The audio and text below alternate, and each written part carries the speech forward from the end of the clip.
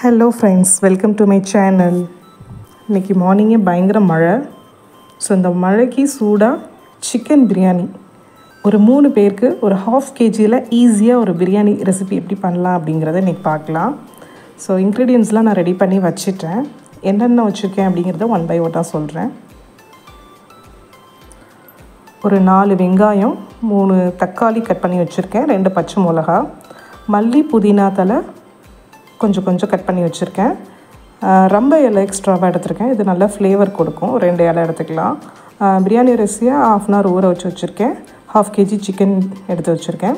மிளகுத்தூள், மிளகாய்த்தூள், பட்டை கிராம்பு ஏலக்காய் நான் அரைச்சி தான் போடுவேன், பொடி பண்ணி வச்சுருக்கேன். இஞ்சி பூண்டு பேஸ்ட்டு, உப்பு, தயிர், லெமன். ஸோ இதெல்லாம் தான் ஐட்டம்ஸு. எண்ணெயும் நெய்யும் எடுத்து வச்சுருக்கிறேன். மெஷர் பண்ண வாட்டர், அதாவது இதில் 4 கப்பு ரைஸ் எடுத்தேன். ஸோ அதுக்கு 8 cup ஆஃப் வாட்டர் கரெக்டாக இருக்கும். ஸோ இதை மெஷர் பண்ணி வச்சுருக்கேன். ஸோ எப்படி பண்ணலாங்கிறது பார்க்கலாம். ஸ்டவ் ஆன் பண்ணிட்டு ஆயில் ஊற்றுங்க. எண்ணெய் ஹீட் ஆனோடனே ஃபஸ்ட்டு வெங்காயத்தை போட்டு வதக்கிக்கணும்.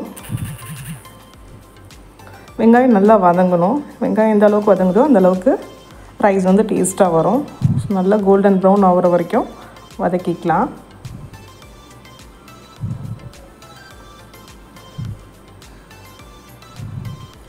கூடவே இஞ்சி பூண்டு பேஸ்ட் நல்லா ப்ரௌனிஷ் ஆனதுக்கப்புறம் இஞ்சி பூண்டு பேஸ்ட் வந்து ஆட் பண்ணிக்கணும். ஸோ இதோட ரா ஸ்மெல் போகிற வரைக்கும் நல்லா வதக்கிக்கலாம். கூடவே 2 பச்சை மிளகாய் ஆட் பண்ணிக்கிறேன், அதையும் நல்லா மிக்ஸ் பண்ணிக்கோங்க.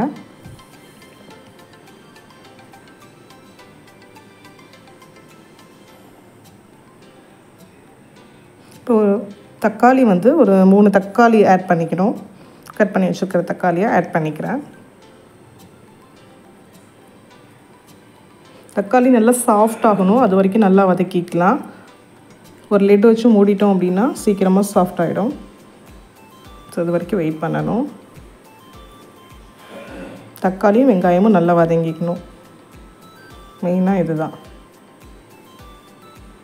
இப்போ நல்லா சாஃப்ட் ஆகிடுச்சு, பார்த்தாலே தெரியும். இப்போ ½ kg சிக்கனை அதில் போட்டு நல்லா மிக்ஸ் பண்ணிக்கலாம்.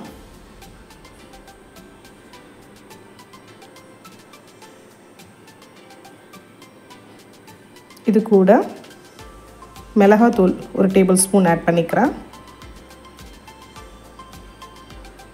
மிளகு ஜீரக பவுடர் வந்து 1 tablespoon. கொஞ்சமாக 1 teaspoonக்கு அந்த பட்டை கிராம்பு ஏலக்காய் தூள் ஆட் பண்ணிக்கலாம்.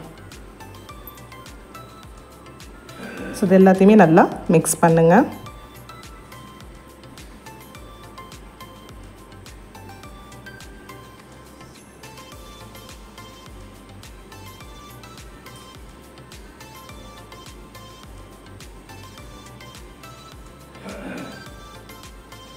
இப்போ தேவையான அளவு உப்பு போட்டுக்கலாம்.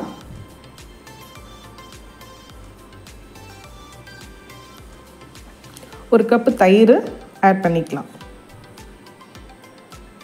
ஸோ தயிர் இந்த மசாலாவோட மிக்ஸ் ஆகி ஒரு நல்ல டெக்ஸ்சரில் வரும். அதாவது ஒரு எண்ணெய் பிரிஞ்ச மாதிரி ஒரு நல்ல மசாலா மாதிரி கிடைக்கும். இப்போ வந்து ஃப்ளேவருக்கு ரொம்ப இலை, மல்லி, புதினா இது எல்லாத்தையும் ஆட் பண்ணிக்கலாம். லாஸ்ட்டாக கொஞ்சோண்டு கார்னிஷ் பண்ணுறதுக்கு எடுத்து வச்சுக்கிறேன்.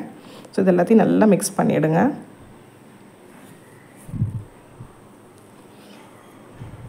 ஸோ இது ஒரு நல்ல கிரேவி கன்சிஸ்டன்சியில் வரும், அது வரைக்கும் கொஞ்சம் வெயிட் பண்ணணும். இப்போ நல்லா பர்ஃபெக்டாக ஒரு நல்ல ஆயிலியான ஒரு மசாலா மாதிரி கிடச்சிருக்கு.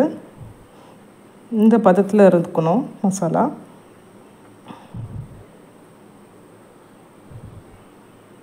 இந்த மாதிரி இருக்கணும்.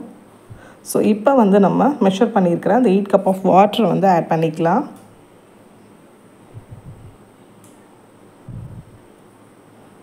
ஸோ இப்போ வாட்டர் வந்து இந்த மாதிரி பபிள்ஸ் வர ஆரம்பித்தோன்னே ரைஸை வந்து நல்லா வடிச்சிட்டு, அதாவது வெறும் ரைஸை தண்ணி இல்லாமல் வடிச்சிட்டு ஆட் பண்ணிக்கலாம் இந்த மசாலாவில்.